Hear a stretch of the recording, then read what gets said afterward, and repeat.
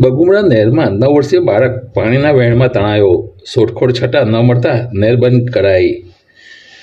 મૂળ બિહારના અને હાલ તાંડેજા દેવપૂંજા રેસિડેન્સીમાં રહેતા શ્રમજીવી હરેન્દ્ર પ્રતાપ લાલબહાદુરસિંહના 9 વર્ષ 1 મહિના અને 7 દિવસના માસૂમ પુત્રનું બગુમરા ચલથાણ નહેર ડૂબી જવાને કારણે બનાવ બન્યો છે.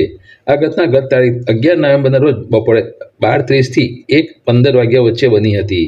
જાણવા મળ્યા મુજબ બાળક ઘરેથી કોઈને જાણ કર્યા વિના તેના મિત્રો ક્રિષ્ના દબ્બુસિંહ અને જાનુ દબ્બુસિંહ સાથે નહેરમાં નાહવા ગયો હતો. નહેરમાં પાણીનો પ્રવાહ વધુ હોવાથી તે ધસમસતા વહેણમાં તણાઈ ગયો હતો.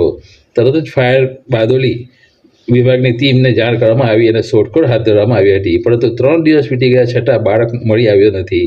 આ અંગે પલસાણા પોલીસે ફરિયાદ નોંધી છે અને નહેરમાં વહેતું પાણી બંધ કરાવીને પાણી ઉતર્યા પછી વધુ શોધખોળ કરવાની તૈયારી કરી છે.